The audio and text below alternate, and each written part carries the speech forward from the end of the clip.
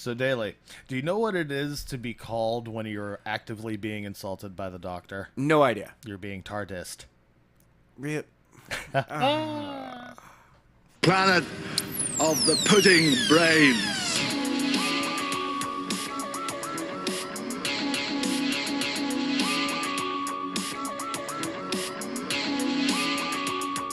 There's no point in being grown up if you can't be childish sometimes. Do you like a jelly baby? Shut up! Hello and welcome, Whovians, to a brand new episode of Musings of a Pudding Brain. I'm Adam. And I'm Matt. And this week we're going over Sleep No More and Face the Raven. Yes. So we start off with Sleep No More, episode 9, which I dubbed the Blair Witch episode. Yes. So I'm not a fan of the first-person perspective. It's sort of nauseating. Gives me a little seasickness. I'm not a huge fan, so this is not my favoriteest episode so far, but it had a killer ending for me, which, like, okay, you get bonus points for that. Yeah, I liked the fact, I actually enjoyed that they went to this, straight up found footage. It's only from the perspective of certain people. I kind of liked they were taking a risk. Right. Like, okay. No, I like the concept. It's that particular style. Oh yeah, if it's too jittery, I'm just like, and I can't watch. I gotta look away for a little bit. Right. There's been a couple of movies like this that it's like, I really like the idea of the movie, and I really wish I could enjoy them more, like Cloverfield or Europa Report. It's the same kind of idea. It's this found footage, and we're trying to piece together the story for you, but it opens right up with this video footage of you being warned, you must not watch this. Yep. Which, of course, of course, well, why? Why can't I watch this? Nobody's ever smart and just goes, all right, click. It never happens. No. You'd think we've learned by now as a culture who loves horror movies that, get out of the house. Bye. I'm out. Yeah, I'm out of here. We never learn. So, of course, you continue to view the footage, and you're informed that this is footage from a rescue team sent from Triton, which is a moon of Neptune. Yes. That they're going to a space station. They haven't had any word back from the crew. The station's gone dark about 24 hours before they were dispatched, or 24 hours before the point in time where the video takes up. Right. And they get on the station, and of course they hear voices and movement, and of course Clara and the doctor are on the station going, well, yeah. Well, why are we here? I don't know. You brought us here, doing that typical back and forth. Which, again, it's just, you have to wonder from these people who encounter them. Like, really? What are you doing? We're supposed to believe this story? Yeah. Which makes the psychic paper so much more useful. Like, oh, you're from engineering and repairs, or and stress assessment. Like, what are you doing here? Well, we're here to assess stress. Are you stressed?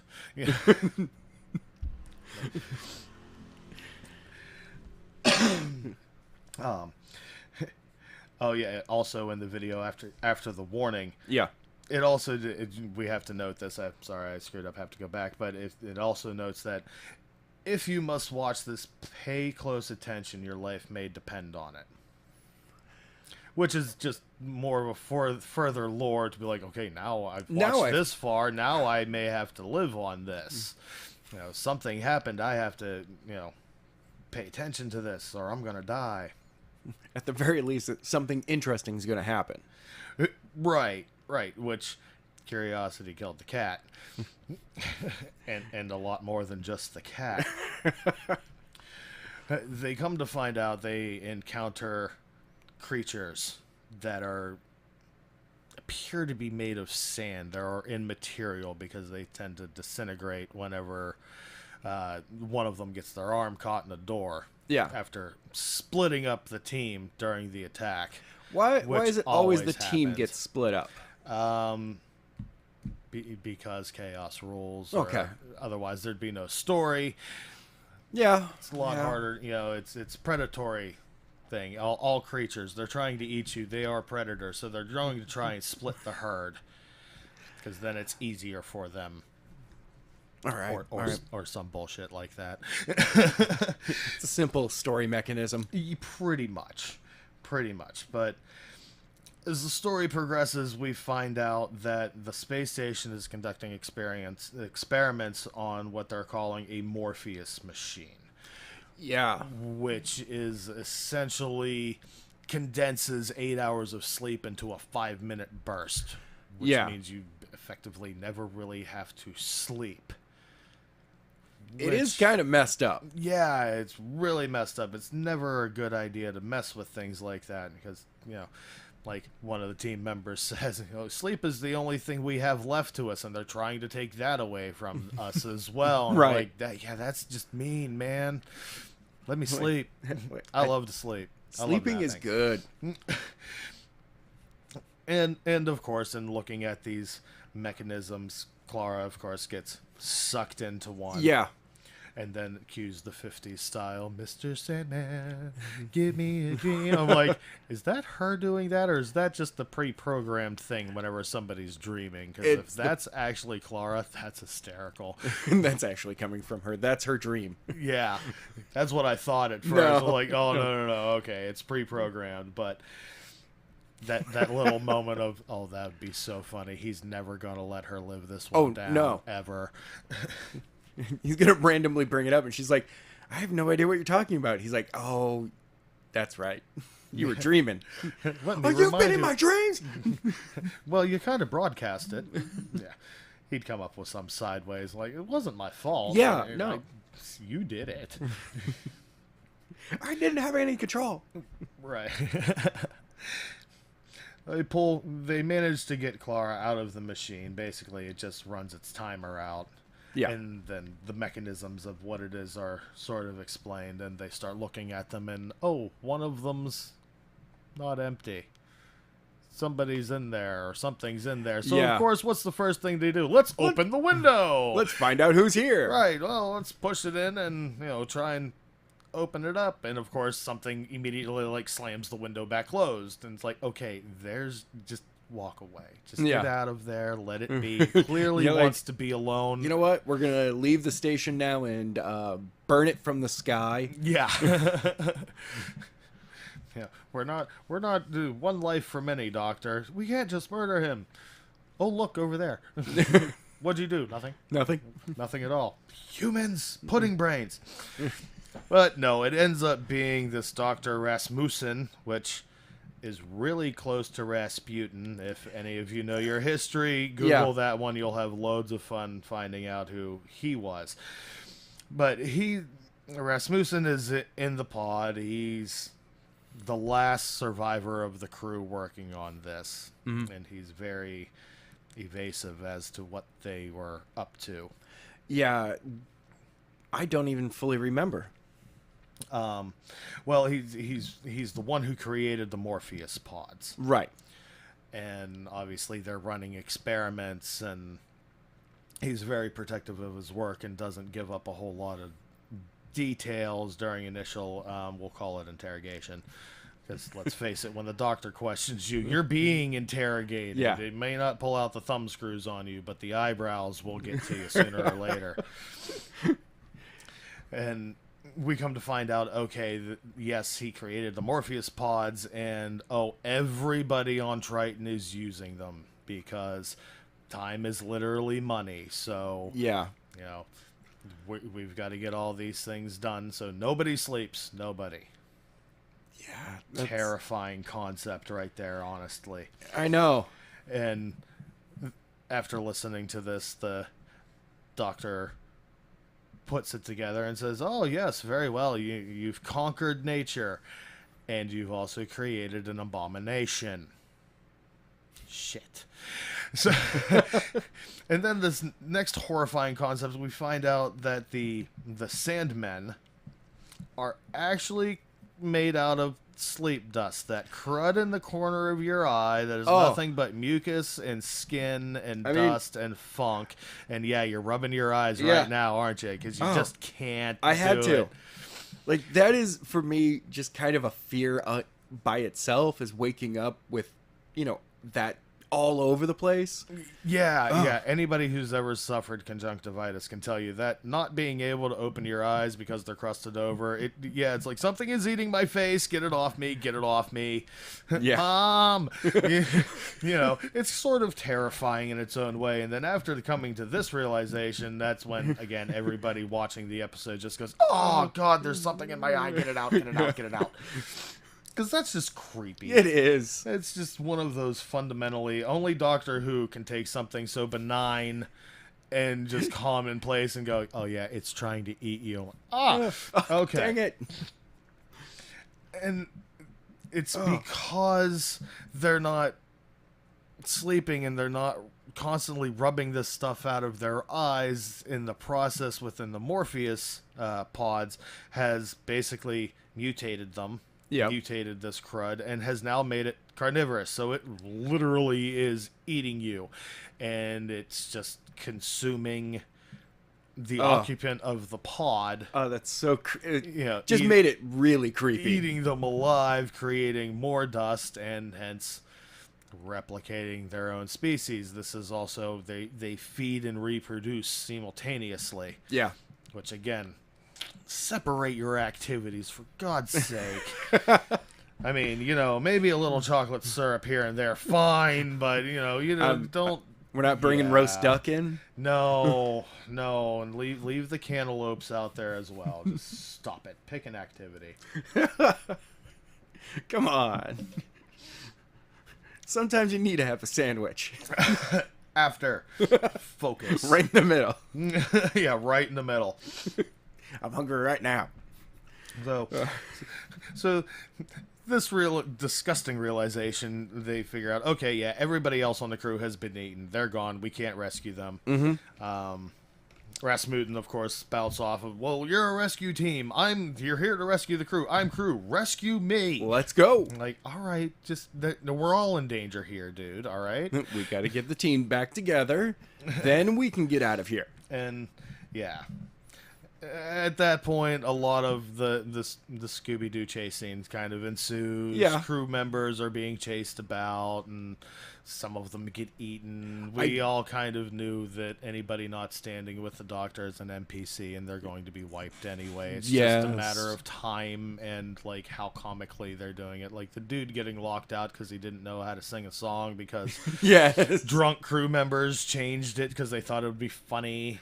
Like, you got killed because of a practical joke. Dude, that's just harsh. That was pretty bad. Like, bad karma. I do like how the entire, like, the episode also had a feel of kind of like Alien. Yeah, again, had the Aliens 3 running through the corridors. Again, it's the menace always around the corner. Right, but never quite seen until you turn around and whoa, it's right there. And it's right there, eating your face. And it's very, what is it, like 50-ish sci-fi kind of thriller sort of thing where... I mean, it brought back the B sci-fi monster. Yeah, running from the rubber monster sort of thing. Which, again, it's the whole Scooby-Doo thing. I love Scooby-Doo, and I will make that reference a lot, because I'm reminded a lot of it. But, and as, of course, as the inevitable chase scenes ensue, of course, things go from bad to worse, where the gravity shields on the station just blink out. They fail. And the space station starts to, its orbit starts to decay, and they're getting pulled into Neptune. The Doctor, of course, pulls out his sonic sunglasses. Still not completely sold on this concept, but I've been told to wait. It makes sense later. Okay. They're okay right now. And fixes the gravity shields, gets them back in the nick of time. That crisis is averted. And he comes to the realization that it has a great monologue that basically condensed down to the one statement of sleep is blessed. It's there to protect us from a lot of things, including mucus monsters that want to eat our face. And it's it's not only used for that, it is literally a gift to us for protection wise. Stop mucking about with nature. It's there for a reason. I know. Leave it alone. And at this point, he also comes to the realization that, wait a minute, all this video footage that they have seen being broadcast about that they assumed was head cams from the team. Clara's not wearing a head cam. Yeah, how do we have her footage? Right, and why do we not have footage of the other team member who refused to use the Morpheus, the one who was complaining that sleep is ours and how dare they try and take it away from us? He willfully did not use the machine. So why don't we have his feed? And why don't we have the doctor's feed? And why don't we have the doctor's feed? And oh, it's part of the Morpheus pod. And yes, creepy has just gone to creepy when we figure out that it's the dust itself. It's using the dust motes as mini spies. Yeah. And anybody who has been in one of the Morpheus pods, it has a link to and can basically slave their eyes so it knows what's going on and can follow them. It always, even the stuff that's on them right now, it's literally looking at them and trying to eat their face at the same time. And it's really, really creepy. Yeah, just shudder-worthy. You just immediately want to like pause, go take a shower, and then come back and watch the rest of the episode. Yeah. So at that realization, they begin to understand they're missing something. Something is going on here, and controlling, slaving out the overall eyes of the individual monsters, because the big mucus monsters, which are eating everybody, including the good Dr. Rasmussen. Yep. Just sucks him in whole. You'd think he'd cough a little bit, but apparently dust's not a problem. Now I just totally derailed myself. Jeez. There's some overwhelming force, some overmind is slaving out the eyes and has a purpose behind it, but they can't figure out what the purpose is. Are they trying to escape? Are they trying to kill them just because they're overall malevolent and just that's what they do? They're monsters. Yeah. And at that point they figure out, well wait a minute, why did they just eat the doctor like that? Why did they? Because everybody else, they kind of took their time with a little bit. They didn't just swallow them whole. The doctor's not dead, because there's always a Benedict Arnold rooting around somewhere. They come upon the doctor trying to bring the station basically back to Triton within distance that they can send a pod, because he's been helping them. He sees the Dustman as the next step in evolution. Oh, and that's humanity is over, and you let the crud eat your face, dude. Yeah, he did. He totally did. What is wrong with you? And then he goes into the typical villain monologuing about, humanity's over and this will happen. We will eat you all. Oh, great. The monologue again. And finally, one of Nat, the last soldier on the squad that we know of, does what I wish everybody would do during the villain's monologue and just opens fire on the dude and blows him away. It's like, thank you, get to the point. Finally, it's like, Punisher, Frank Castle was proud of you, lass. Yeah. Shut up. Boom, boom, boom, boom. The doctor, of course, does not approve, but it's over. It's like, he was helping them. I don't care. Now we can get out of here. Now they have to figure out how to get rid of, or what to do with, this patient zero that the doctor had. He was a man who's been asleep for 5 years. Yeah, within the Morpheus pod. So he's literally the patient zero, the alpha, the one that will spread the disease, that he wants to get this pod to Triton. And he realizes, after they figure out, wait a minute, the cargo hold, they're not worried about it because he's not trying to crash the station. He's not even he doesn't even care about this pod. There's nothing in it. There's just more dust. Something doesn't make sense. It's all theater. It's all story. And the Doctor realizes this guy's just trying to stall them there. They've got to get to Triton to get rid of all of the Morpheus pods there. And Clara, Nat, and the Doctor escape on the TARDIS. And then it flips back to the end of the video that Rasmussen started and warned you not to watch at the beginning of it, and that little electronic tick that keeps happening periodically that you just dismissed as a flip between the cameras that we knew were the Dustmen. Shit, it's a trap. Yep. The electronic signal has been triggering off anybody who's used a Morpheus machine and is starting the Dustman process, and they're now currently being eaten because you've waited too long. But in fairness, he did warn you not to watch, and you will, of course, share this video with everybody, won't you? It was like, oh my god, they just went with the creepy, like, sci-fi Outer Limits, like, oh, nice. Then at that point, I was like, okay, the way they filmed it was a little bit nauseating for me, but that's an awesome reveal ending where it's just like, yeah, the entire time you're dead already. You're dumb. I told you not to watch this. It was just a great... Wow. Awesome. All right. Awesome. And they never really tell you what happened. Like, we assume the Doctor fixed the situation on Trident. Yeah. We assume everything worked out well for the moon, but they never really tell us. And if it's at the point where this is getting broadcast, you have to wonder, did they get there on time, or did they show up to a dust planet? Yeah. One of those unanswered Whovian questions that just keeps us coming back. But yeah, that was a fun B sci-fi episode, especially getting to the end of it, and you're just like, that's the twist.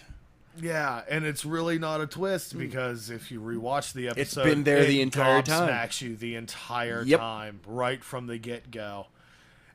And it's just the curiosity killed the cat. We humans are just innately curious. We're like, all right, creatures. What was that bump in the night? Yeah, what was that bump in the night? Oh, I heard a loud noise outside. I should go investigate that instead of just locking the doors and grabbing some blunt instrument and just hanging out and seeing if you hear it again.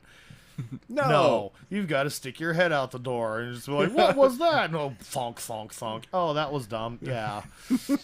We just can't not do it. So it was a brilliant ending. Just a nice, like I said, it reminded me a lot of like old Outer Limits episodes. Yeah. Where in Twilight Zone episodes, were like, oh, you think you know what's going on, don't you? You don't. Human.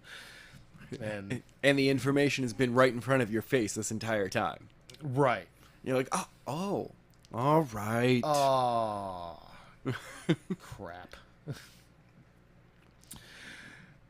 So by the end of that episode, it was a nice standalone episode. We get back into kind of the main story, overall season story arc with Face the Raven. Yes.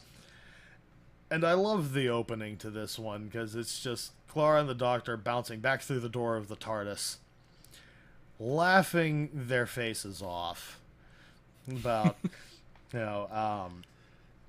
they're joking about they were at to quote the Doctor, the second most beautiful garden in the universe, and we can't go back there because of you, Clara. And she responds with, well, I saved you from having to marry that sentient plant thing. And his response was, yeah, but she wasn't going to eat me.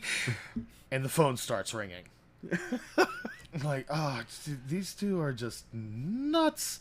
Yeah. Nuts. They're just and it's hysterical. You can see the depth of their friendship. They're definitely like best friends, just teasing each other. It's the Obi-Wan and Anakin. They're like, I saved you first. That one didn't count. Yeah, no, not that one. Yeah, no, that no, I saved count. you on this time. And you're like, yeah. well, but I made up for it. Yeah.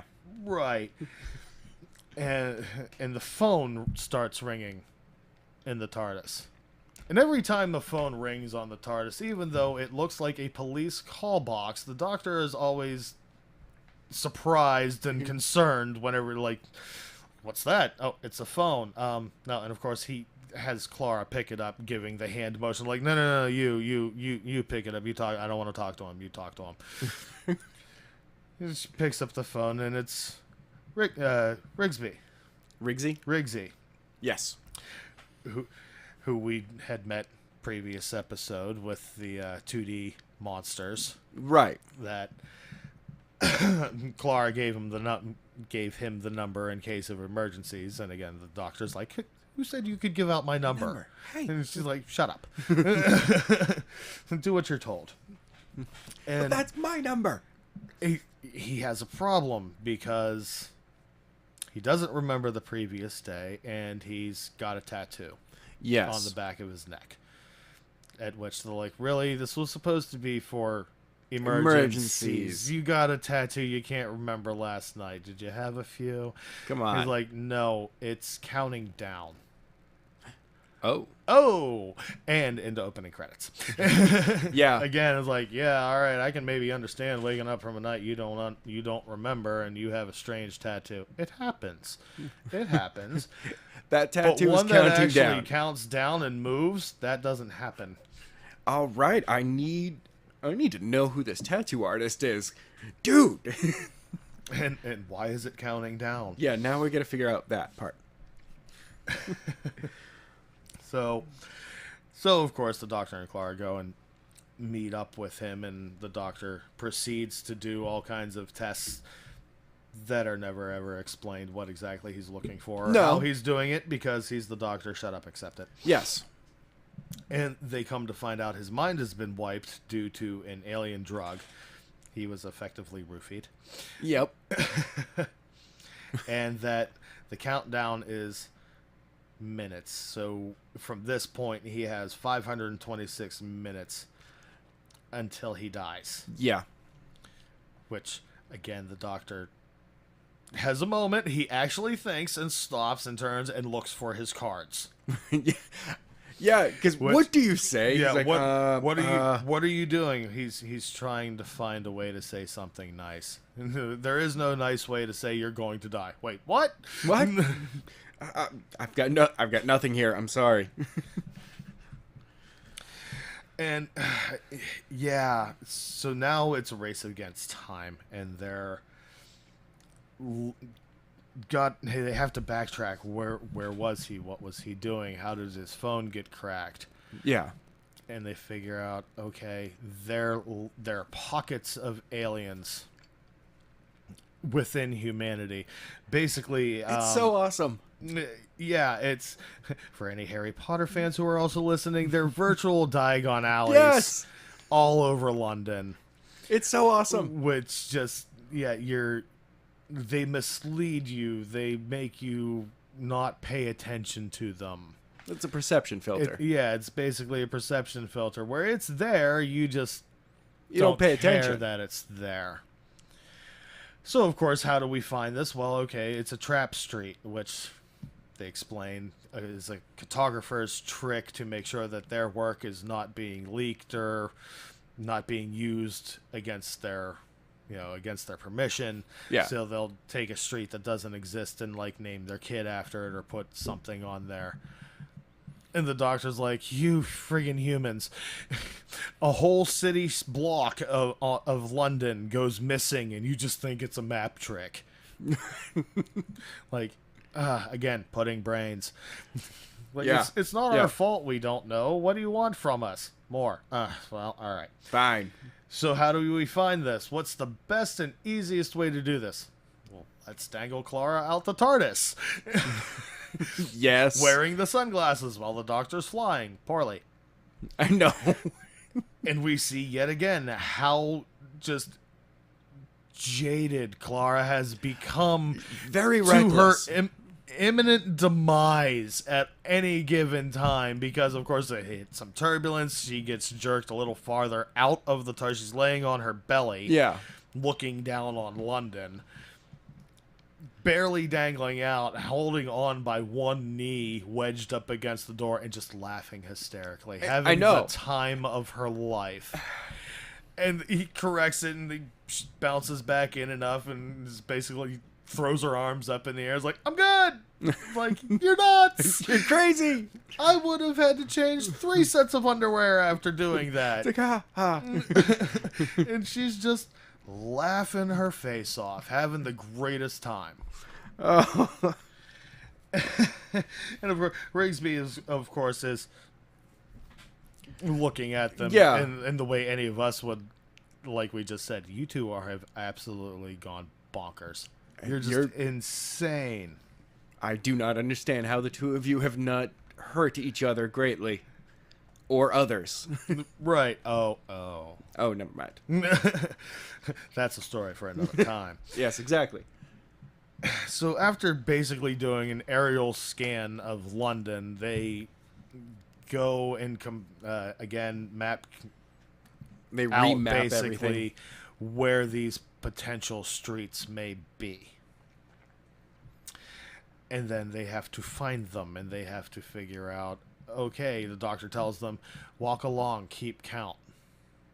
When you stop remembering where you were counting, stop and look around. If you see something unusual, ignore that.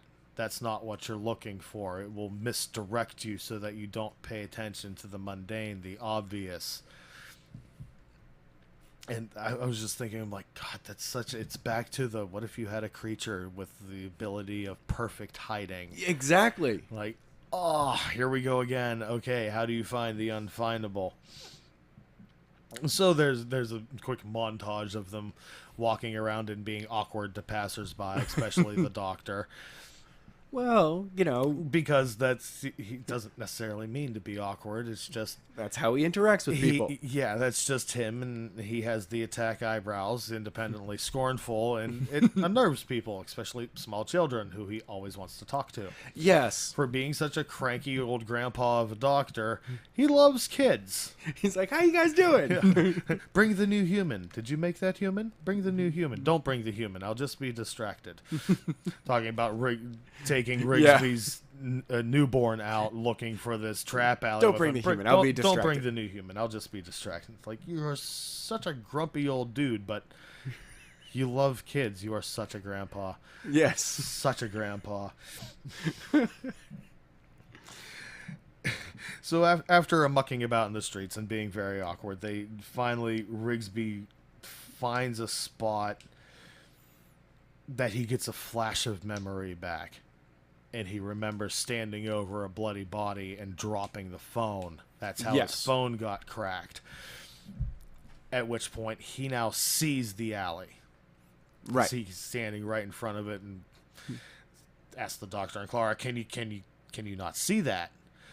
They're like, "See what?" And they're like, "Come here." And after he basically puts them right in front of it, like, their perception shifts like they're in the labyrinth, and bang. It's right in front of them. It's like, oh, that's that's much better than having to tap bricks. That's a much better reveal. That's easier. Well, you don't notice it until you hit the spot. Right. They, of course, start wandering down the alley, not knowing what they're walking into, and are very quickly confronted by two beings who appear to be bums, homeless, in the alley, but confront them, and then one of them flickers, and he's got a fish head. Mm-hmm. Aliens. Okay, we have definitely found somewhere we're looking for. They, of course, tell them, a trap goes off, and our three heroes are literally locked in place at the ankles. Yes. And they find out, okay, this is a sanctuary. They don't really say what a sanctuary for what. They just say it's a sanctuary. Right. And that, why aren't they following protocols? What's going on? And they're basically being dressed down by these two obvious now guards. Yep. When an old friend shows up. I was so happy when I saw her show up. Yeah. A Shielder shows back up. Maisie Williams is back. So I was like, so me love is her. here. And it's, yeah, as much as we adore her, both actress and character, you know shit's about to go sideways. Oh, of course. Because she, of course, has this self-proclaimed mission to protect everyone from the Doctor. Yes. Because she knows, but she has, unlimited life, limited amount of memory, so she only remembers things through her diary. And as we all know, anybody who's ever kept a diary or a journal of any kind, the tone and what you put down is very much in tune with what you're feeling at the time and may not actually be what actually happened. So if you're trying to remember hundreds of years, and you're just going by that on faith that, yes, of course, this I wrote down exactly, meticulously what happened and what went on so that I could remember later, it's still a biased and flawed document. Yes, it is. So it is obvious very, very quickly that her obsession, compulsion, derision, delusions, whatever you want to refer to it, her issues with the Doctor have just deepened. And well, I mean, she's not seen him since France, right? So we're talking 400 years, and it was not a great interaction the last time. No, human sacrifices rarely go well around the Doctor. But in the last contact he had from her was, of course, a Shielder popped up in the back of a picture, Clara, a selfie she sent to him, just, I saw you. No, I got your attention. I'm still here. And we come to find out that she is actually the mayor of this back alley. And, she recognizes Rigsby. She put the mark on him. Exactly. She sentenced him to death. And she also clearly remembers being fair and giving him time to go home and wrap things up. Even though she wiped his memory, so he'd have no idea why he had to wrap things up. But she was clearly being merciful about that. And again, it's like, you're sliding to this evil scale here, darling. It's not really That's merciful. Messed up. Yeah, you and Missy need to hang out. But you would get along real well. That would be... Oh, that would be a horrible team up. Well, it would be an awesome team up. I mean, for us, the fans, that would be an awesome team up. But for the Doctor, not so much. And we come to find out that any rule breached in this alley is immediately a death sentence. It's one of those. There's only one rule, and it is death. You screw up, you're dead. There is no violence. There is no theft. You will follow her protocols. It is very Sick Heil. Yeah, it's pretty harsh. Yeah. At the same time, it is Sanctuary. Right, it is, but especially where you start to see who it is. Right. That's in the alley. Yeah, we see Cybermen with Ode, and we see... I can't remember the name of the armored rhinos who are running security. Shadoon. Yeah, the Shadoon, thank you.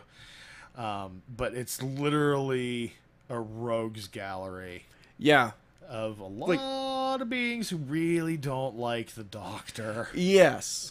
Because he's probably the reason why they needed Sanctuary in the first place. Probably. Now, whether or not that's necessarily his fault, because they probably started shit to begin with. It's a gray area, wibbly wobbly. They're the soldiers that got left behind. Yeah, that could be it too, but... no reasons are ever really given. It's very clear that a lot of the beings there have no particular love for the Doctor whatsoever. No, they don't. So the fact that, we found him standing over a dead body. He clearly killed her. Death sentence, yeah. Even though it's very, very convenient. Yeah, that he was there. And...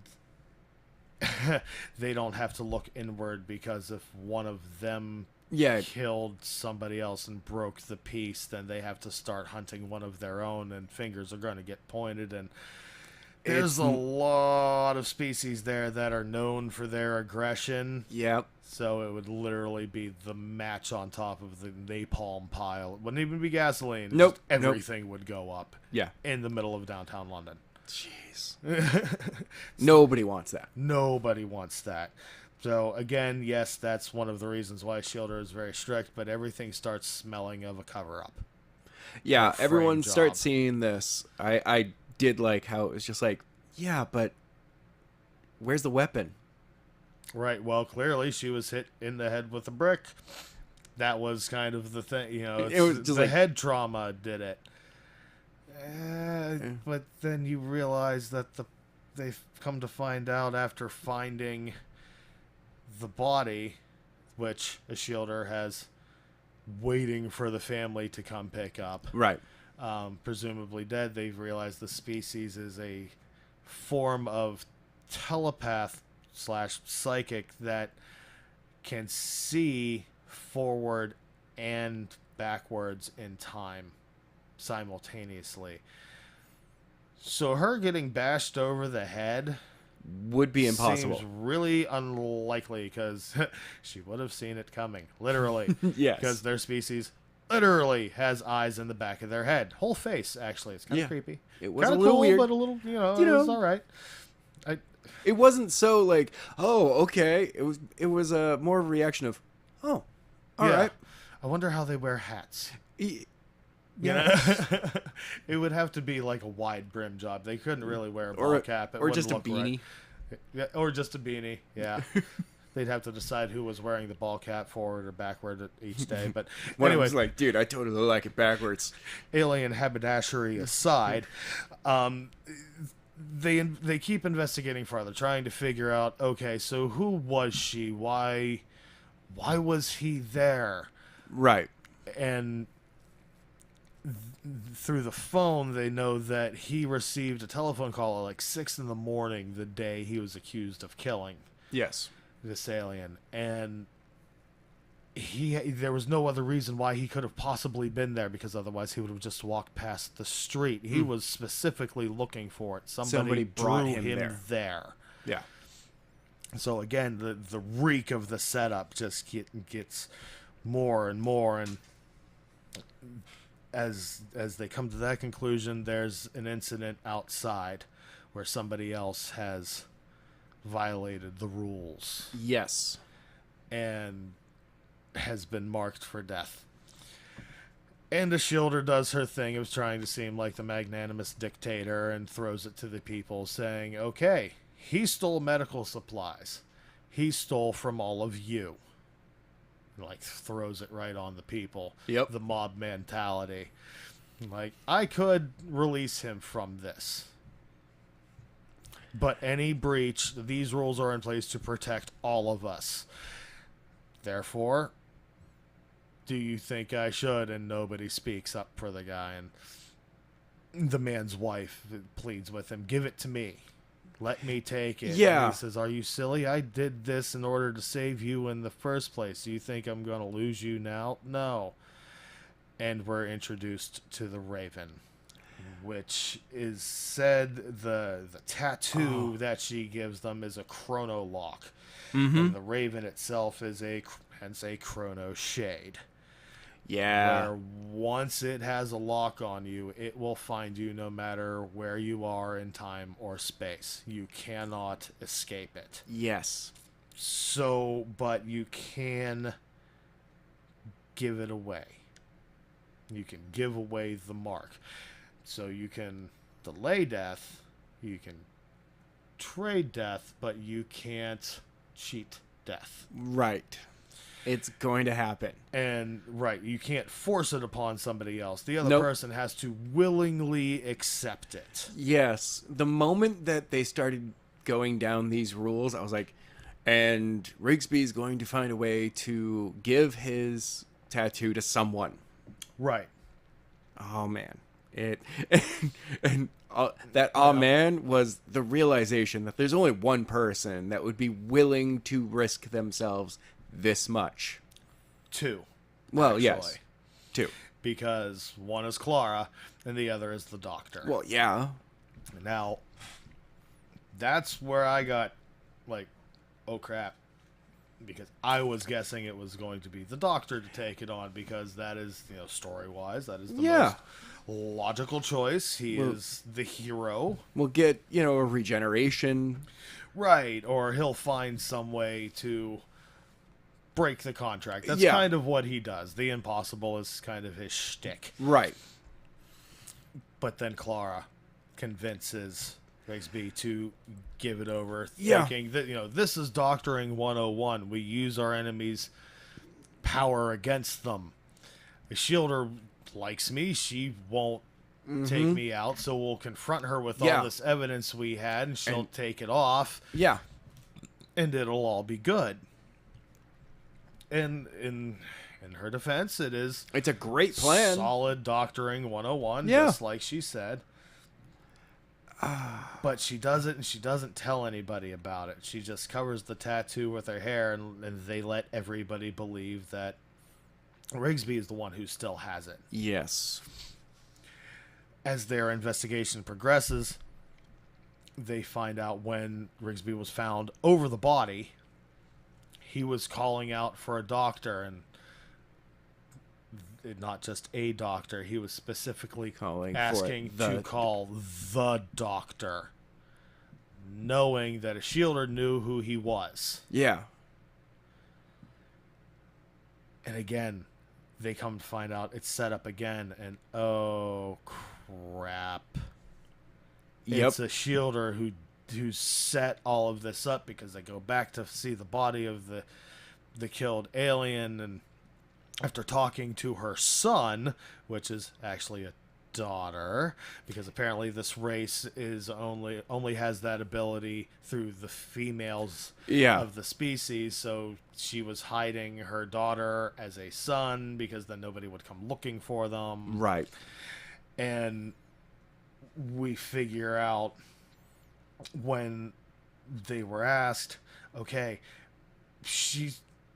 there's no way she could have been murdered like this. So they go back, and it's a stasis pod she's being held in. So even if she were wounded, she would still be alive in it, not just being preserved for a funeral thing. Right. And because they now know a Shielder is behind this, okay, she wanted the doctor to come here.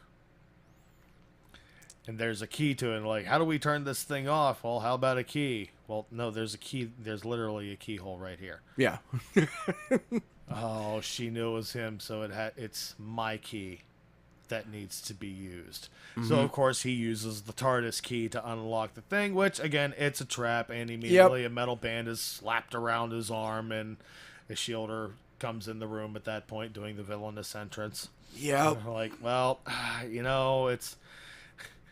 She totally pulled a friggin' Lando, because I made an agreement that would keep this place safe, and in order to do that, I had to deliver you. It's totally the Cloud City speech. Yeah. It's like, yeah, it is. You bitch, you pulled a Lando.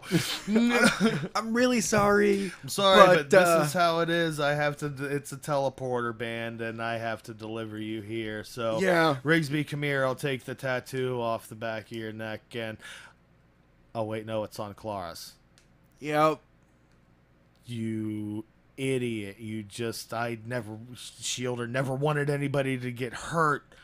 She was fully intended to take the tattoo off Rigsby, but because Clara took it, she basically canceled the contract that a Shielder made with the Chrono Shade. Yeah.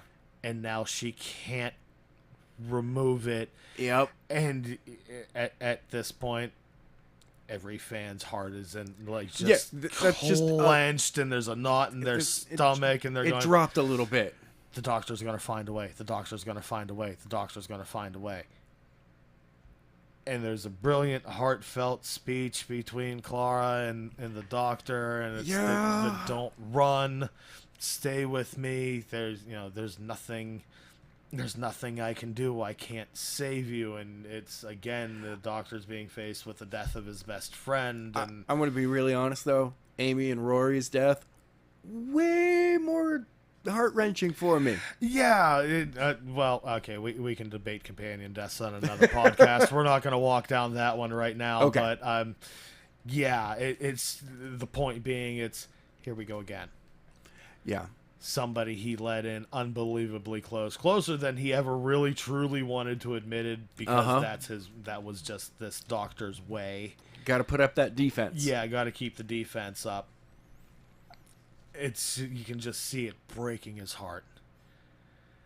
And her employing him that when this happens,